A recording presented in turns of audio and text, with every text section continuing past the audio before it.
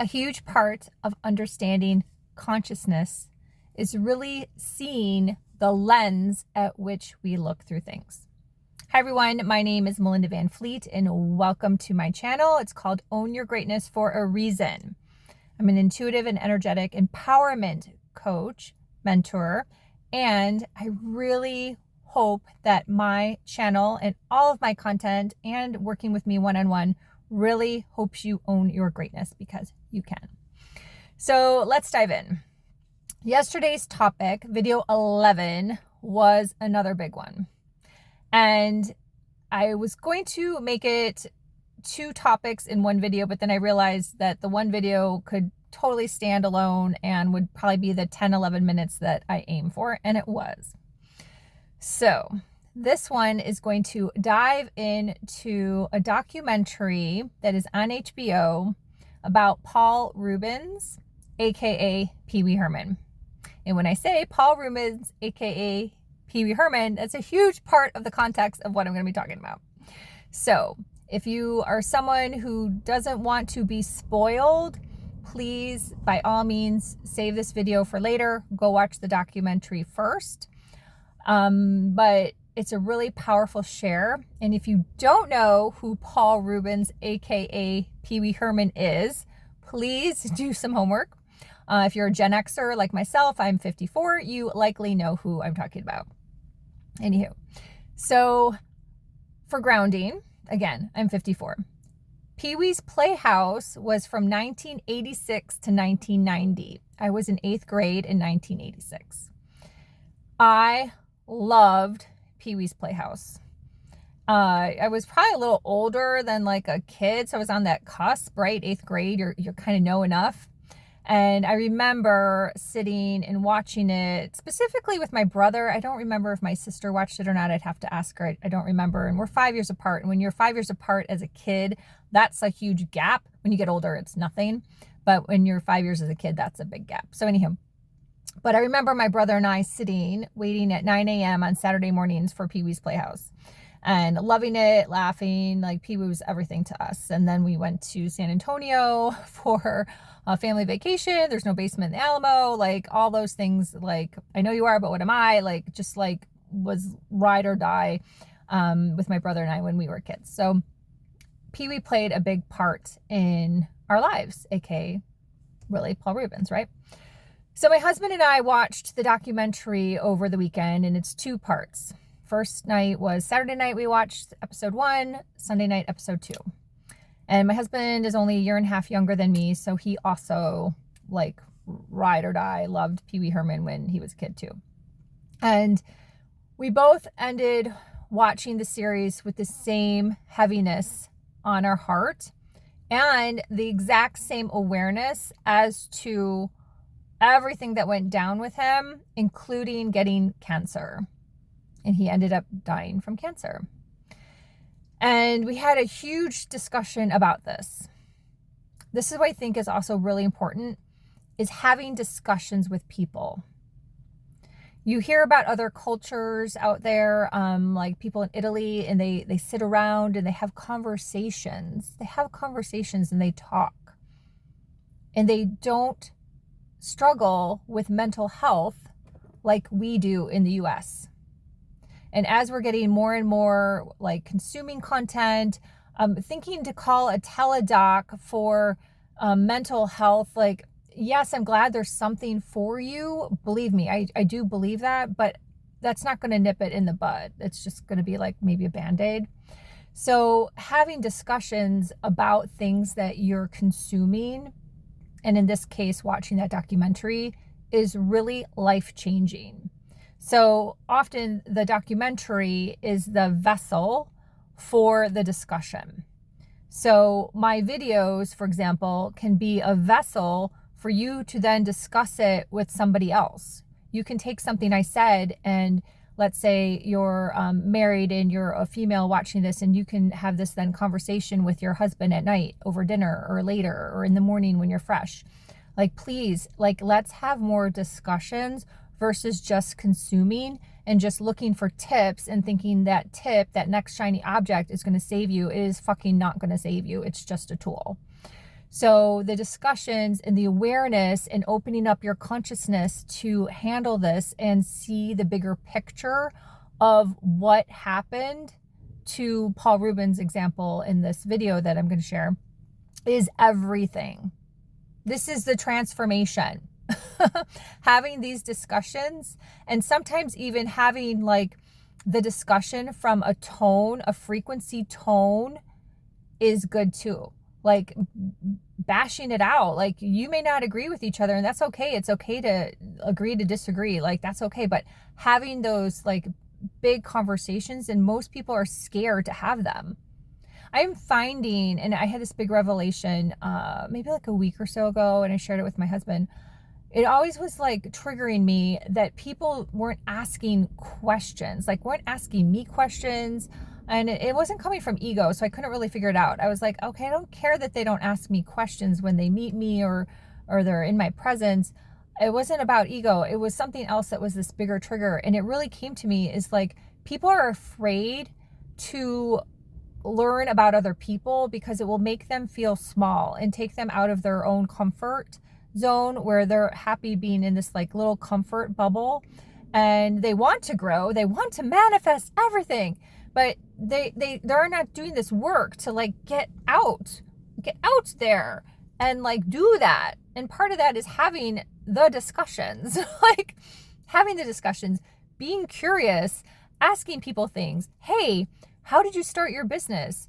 Hey, where are you from? Hey, if you had to start over, what's something you would do? Like anything. Ask someone who's ahead of you a question, and you will be like mind blown as just how a simple tool like that, like a simple thing, will start to change you. So it's just like incredible. And we've really lost that in this world, in this society, especially in the United States. So anyhow, a little soapbox there. But my husband and I had a huge discussion about Paul Reubens, and what we both agreed on, and we both saw, again, consciousness, we saw this and we could see this, is number one, he didn't own his truth. Okay, so he knew that. He didn't come out of the closet. He put himself back in the closet. And at the end of the day, at the end of the documentary, there's a audio of him, and he said he was so afraid of being labeled as a pedophile, and that actually happened. That manifested. So here he was afraid of being labeled as a pedophile, which was likely the reason he put himself back in the closet and didn't own his truth as to who he was, which was a gay man.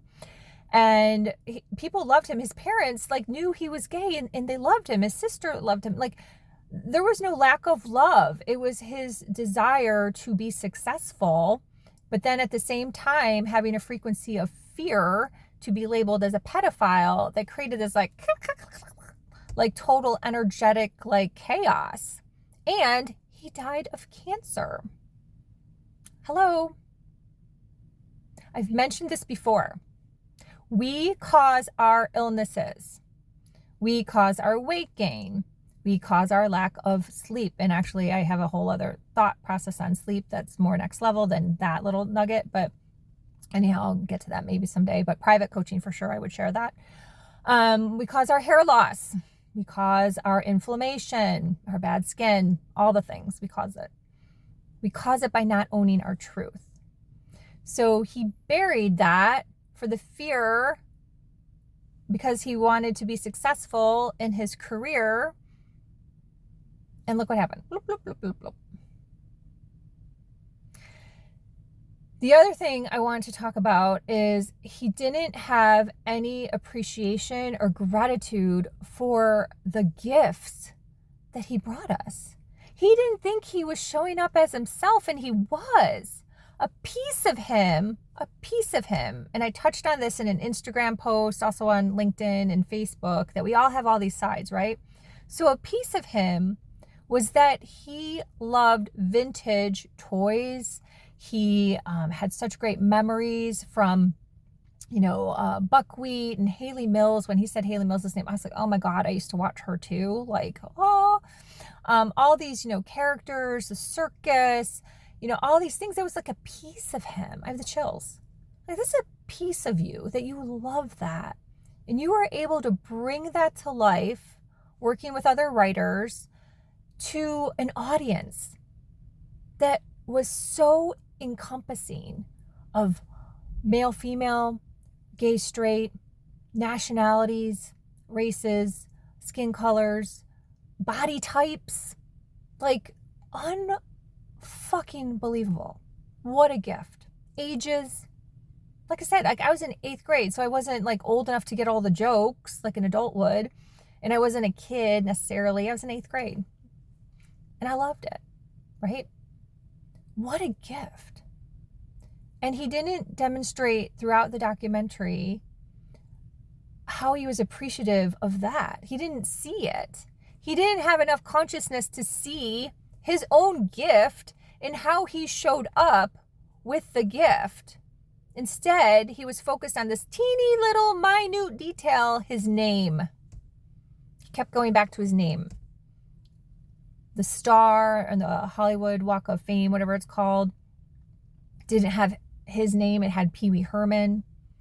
He was so locked into his name that he didn't have the consciousness to see that he really, his soul was designed with his love of toys and vintage things and collecting and all the characters he watched and he so embodied, that he could then be the vessel to bring that joy to all these people and be so inclusive. Be so inclusive. He was ahead of his time in inclusivity. Like, this is amazing. Ahead of his time on being inclusive. It's truly incredible. So to have the consciousness, and what I want you to take from this is like, what are you ignoring in your life? Seriously, think about this. What are you ignoring or playing down or not even recognizing? But then you have this goal out there that you're trying to manifest and you're missing the beat. Like you're like literally missing the beat. Like there's a beat like in between that you have this, and you want this, but you're like missing the beat. Like you don't even see the connection because you are so cloudy with all this dirt that needs to be cleaned off. Again, my silo video, cleaned off, shout out Hugh Howey.